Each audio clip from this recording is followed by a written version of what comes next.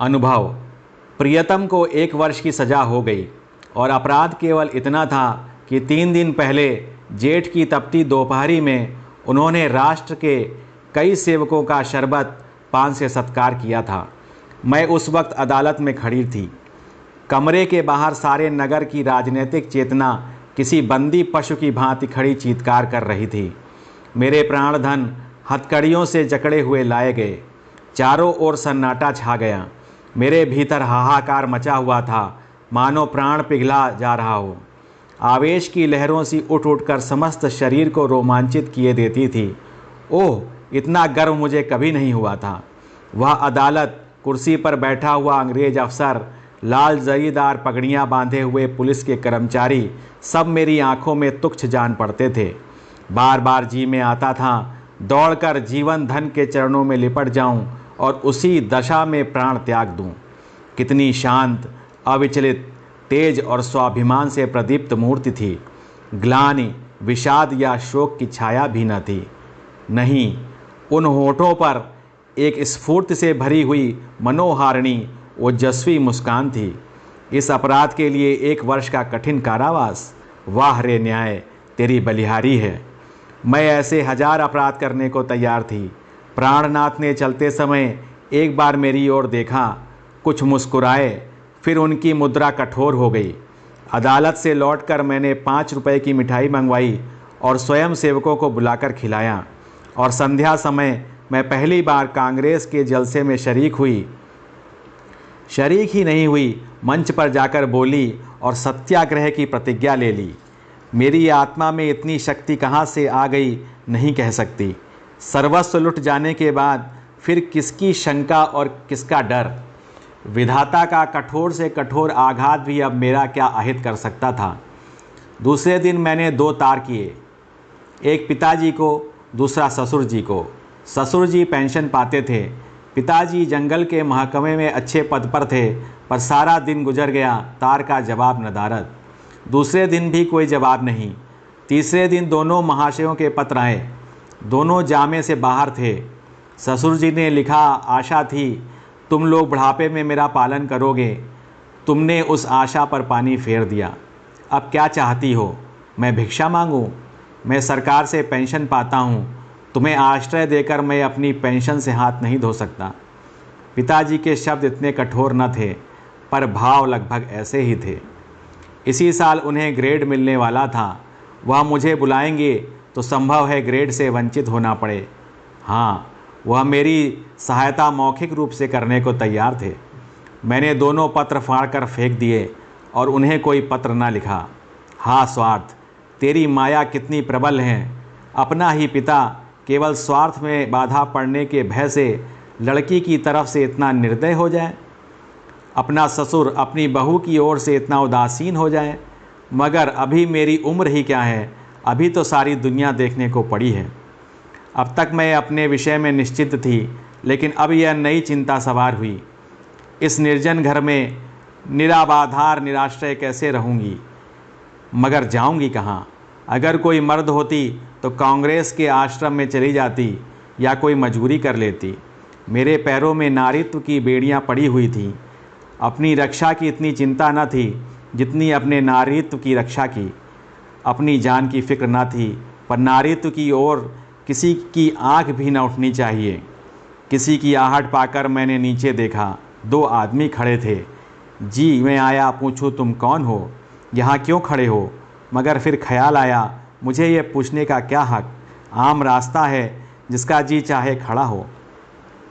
पर मुझे खटका हो गया। उस शंका को किसी तरह दिल से न निकाल सकती थी। वह एक चिंगारी की भांति हृदय के अंदर समा गई थी। गर्मी से देह फूकी जाती थी, पर मैंने कमरे के द्वार भीतर से बंद कर लिया। घर में एक बड़ा सा चाकू था, उसे निकालकर सिरहाने रख लिया। वह शंका सामने बैठी घूरती हुई मालूम होती थी। किसी ने पुकारा। मेरे रोए खड़े हो गए। मैंने द्वार से कान लगाया। कोई मेरी कुंडी खटखटा रहा था। कलेजा धक धक करने लगा। वही दोनों बदमाश होंगे।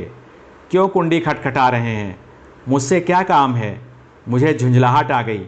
मैंने द्वार खोला और छज्जे पर खड़ी होकर जोर से बोली, कौन कुंडी खटखटा रहा है? आवाज़ सुनकर मेरी शंका शांत हो गई। कितना ढांढस हुआ! वह बाबू ज्ञानचंद थे। मेरे पति के मित्रों में से इनसे ज़्यादा सज्जन दूसरा नहीं है। मैंने नीचे जाकर द्वार खोल दिया। देखा तो एक स्त्री भी थी। वह मिसेस ज्ञानचंद थीं। यह मुझसे बड़ी थीं। पहले पहल मेरे घर आई थीं। मैंने उनके चरण स्पर्श किए।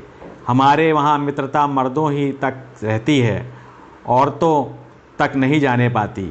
दोनों जने ऊपर आए। ज्ञान बाबू एक स्कूल में मास्टर हैं, बड़े ही उदार, विद्वान, निष्कपट, पर आज मुझे मालूम हुआ कि उनकी पथ प्रदर्शिका उनकी स्त्री है। वह दोहरे बदन की प्रतिभाशाली महिला थीं। चेहरे पर ऐसा रोब था मानो कोई रानी हो। सिर से पांव तक गहनों से लदी हुई। मुख सुंदर न होने पर भी आकर्षक था। शायद मैं उन्हें कहीं और देखती तो मुंह फेर लेती। गर्व की सजीव प्रतिमा थीं। वह बाहर जितनी कठोर, भीतर उतनी ही दयालु। घर कोई पत्र लिखा? यह प्रश्न उन्होंने कुछ हिचकिचाते हुए किया। मैंने कहा, हाँ लिखा था। कोई लेने आ रहा है? जी नहीं, न पिताजी अपने पास रखना चाहते हैं, न ससुर जी।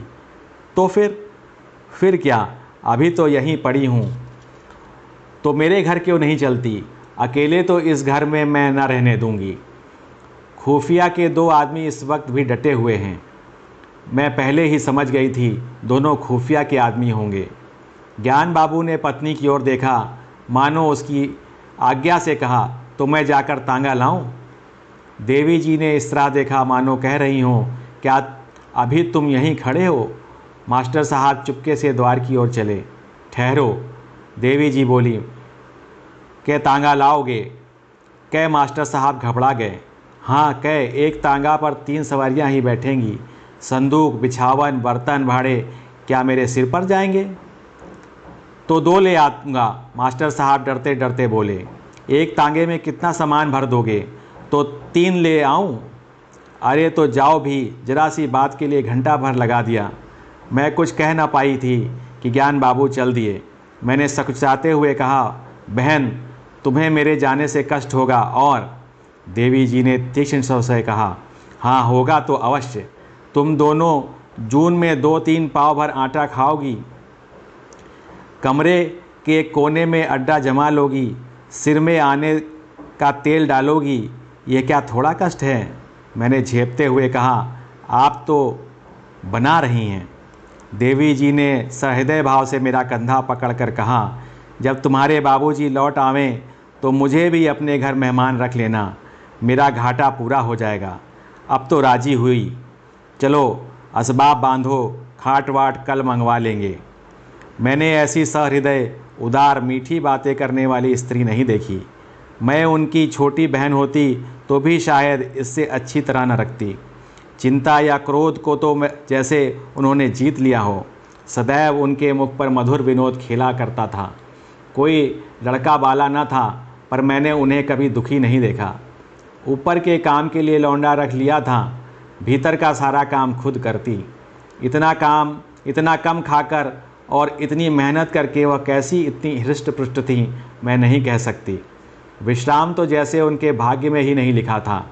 जेठ की दोपहरी में भी न लेटती थीं। हाँ, मुझे कुछ न करने देती। उस पर जब देखो कुछ खिलाने को सिर पर सवार। मुझे यहाँ बस यही तकलीफ़ थी। मगर 8 ही दिन गुजरे थे कि एक दिन मैंने उन्हीं दोनों खूफियों को नीचे बैठा देखा। मेरा माथा ठनका। यह अभागे यहाँ भी मेरे पीछे पड़े हैं। मैंने तुरंत बहन जी से कहा, वो दोनों बदमाश यहाँ भी मंडरा रहे हैं। उन्होंने हिकारत से कहा, कुत्ते हैं, फिरने दो। मैं चिंतित होकर बोली, कोई स्वांग ना खड़ा करें। उसी बेपरवाही से बोली, भूखने के सिवा और क्या कर सकते हैं? मैंने कहा, काट भी तो सकते हैं। हंसकर बोली, इसके डर से कोई भाग तो नहीं जाता ना। मगर मेरी दाल में मक्खी पड़ गई। बार बार छज्जे पर जाकर उन्हें टहलते देख आती। ये सब मेरे पीछे पड़े हुए हैं। आखिर मैं नौकरशाही का क्या बिगाड़ सकती हूँ? मेरी सामर्थ्य ही क्या है? क्या ये सब इस तरह से मुझे यहाँ से भगाने पर तुले हैं? इससे उन्हें क्या मिलेगा? यही तो कि मैं मारी मारी फिरूं। कितनी नीची तबीयत है। 1 हफ्ता और गुजर गया। खुफिया ने पिंड न छोड़ा। मेरे प्राण सूखते जाते थे। ऐसी दशा में यहाँ रहना मुझे अनुचित मालूम होता था, पर देवी जी से कुछ कह न सकती थी। एक दिन शाम को ज्ञान बाबू आए तो घबराए हुए थे। मैं बरामदे में थी, परवल छील रही थी। ज्ञान बाबू ने कमरे में जाकर देवी जी को इशारे से बुलाया। देवी जी ने बैठे बैठे कहा, पहले कपड़े वपड़े उतारो, हाथ मुंह धो, कुछ खाओ, फिर जो कहना हो कह देना। ज्ञान बाबू को धैर्य कहाँ, पेट में बात की गंध तक न पचती थी। आग्रह से बुलाया, तुमसे उठा नहीं जाता, मेरी जान आफत में है। देवी ने बैठे बैठे कहा, तो कहते क्यों नहीं, क्या कहना है? यहाँ आओ। क्या यहाँ कोई और बैठा हुआ है? मैं वहाँ से चली। बहन ने मेरा हाथ पकड़ लिया। मैं जोर करने पर भी न छुड़ा सकी। ज्ञान बाबू मेरे सामने न कहना चाहते थे, पर इतना सब्र भी न था कि जरा देर रुक जाते। बोले, प्रिंसिपल से मेरी लड़ाई हो गई। देवी ने बनावटी गंभीरता से कहा, सच? तुमने उसे खूब पीटा ना? तुम्हें दिल लगी सूझती है, यहाँ नौकरी जा रही है। जब यह डर था तो लड़े क्यों? मैं थोड़े ही लड़ा, उसी ने मुझे बुलाकर डांटा। बेकसूर। अब तुम्हें क्या कह दूँ? फिर वही पर्दा। मैं कह चुकी यह मेरी बहन है, मैं इससे कोई पर्दा नहीं रखना चाहती। और जो इन्हीं के बारे में कोई बात हो तो? देवी जी ने जैसे पहली बूझकर कहा, अच्छा समझ गई, कुछ खुफियों का झगड़ा होगा। पुलिस ने तुम्हारे प्रिंसिपल से शिकायत की होगी। ज्ञान बाबू ने इतनी आसानी से अपनी पहेली का बूझा जाना स्वीकार न किया। बोले, पुलिस ने प्रिंसिपल से नहीं, हाकिम जिला से कहा। उन्होंने प्रिंसिपल को बुलाकर मुझसे जवाब तलब करने का हुक्म दिया। देवी ने अंदाज से कहा, समझ गई, प्रिंसिपल ने तुमसे कहा होगा कि उस स्त्री को घर से निकाल दो। हाँ, यही समझ लो। तो तुमने क्या जवाब दिया? अभी कोई जवाब नहीं दिया। वहाँ खड़े खड़े क्या कहता। देवी जी ने उन्हें आड़े हाथों लिया। जिस प्रश्न का एक ही जवाब हो उसमें सोच विचार कैसा? ज्ञान बाबू सिर पिटाकर बोले, लेकिन कुछ सोचना तो ज़रूरी था। देवी जी की त्योरियां बदल गईं। आज मैंने पहली बार उनका यह रूप देखा। बोली, तुम उस प्रिंसिपल से जाकर कह दो, मैं उसे किसी तरह नहीं छोड़ सकता, और ना माने तो इस्तीफ़ा दे दो। अभी जाओ, लौट कर मुँह हाथ धोना। मैंने रोकर कहा, बहन मेरे लिए? देवी ने डांट बताई, तू चुप रहा, नहीं कान पकड़ लूँगी। तू क्यों बीच में कूदती है? रहेंगे तो साथ रहेंगे, मरेंगे तो साथ मरेंगे। इस मर्दुए को मैं क्या कहूँ? आधी उम्र बीत गई और बात करना ना आया। पति से कहती हैं, खड़े सोच क्या रहे हो? तुम्हें डर लगता है तो मैं जाकर कह आऊँ? ज्ञान बाबू ने खिसियाकर कहा, तो कल कह दूंगा, इस वक्त कहाँ होगा कौन जाने। रात भर मुझे नींद नहीं आई। बाप और ससुर जिसका मुंह नहीं देखना चाहते, उसका यह आदर, राह की भिखारिन का यह सम्मान। देवी, तू सचमुच देवी है। दूसरे दिन ज्ञान बाबू चले तो देवी ने फिर कहा, फैसला करके घर आना, यह ना हो कि फिर सोच कर जवाब देने की ज़रूरत पड़े। ज्ञान बाबू के चले जाने के बाद मैंने कहा, तुम मेरे साथ बड़ा अन्याय कर रही हो बहन जी। मैं यह कभी नहीं देख सकती कि मेरे कारण तुम्हें यह विपत्ति झेलनी पड़े। देवी ने हास्य भाव से कहा, कह चुकी या कुछ और कहना है? कह चुकी, मगर अभी बहुत कुछ कहूँगी। अच्छा बता, तेरे प्रियतम क्यों जेल गए? इसीलिए तो कि स्वयं सेवकों का सत्कार किया था। स्वयं सेवक कौन हैं? ये हमारी सेना के वीर हैं जो हमारी लड़ाइयाँ लड़ रहे हैं। स्वयं सेवकों को भी तो बाल बच्चे होंगे, माँ बाप होंगे, वह भी तो कोई कारोबार करते होंगे। प्रदेश की लड़ाई लड़ने के लिए उन्होंने सब कुछ त्याग दिया है। ऐसे वीरों का सत्कार करने के लिए जो आदमी जेल में डाल दिया जाए, उसकी स्त्री के दर्शनों से भी आत्मा पवित्र होती है। मैं तुझ पर एहसान नहीं कर रही हूँ, तू मुझ पर एहसान कर रही है। मैं इस दया सागर में डुबकियाँ खाने लगी। बोलती क्या? शाम को जब ज्ञान बाबू लौटे तो उनके मुख पर विजय का आनंद था। देवी ने पूछा, हार की जीत? ज्ञान बाबू ने अकड़ कर कहा, जीत। मैंने इस्तीफ़ा दे दिया तो चक्कर में आ गया। उसी वक्त हाकिम जिला के पास गया। वहाँ न जाने मोटर पर बैठकर दोनों में क्या बातें हुईं। लौट कर मुझसे बोला, आप पॉलिटिकल जलसों में तो नहीं जाते? मैंने कहा, कभी भूल कर भी नहीं। कांग्रेस के मेंबर तो नहीं हैं? मैंने कहा, मेंबर क्या, मेंबर का दोस्त भी नहीं। कांग्रेस फंड में चंदा तो नहीं देते? मैंने कहा, कानी कौड़ी भी कभी नहीं देता। तो हमें आपसे कुछ नहीं कहना है, मैं आपका इस्तीफ़ा वापस करता हूँ। देवी जी ने मुझे गले लगा लिया।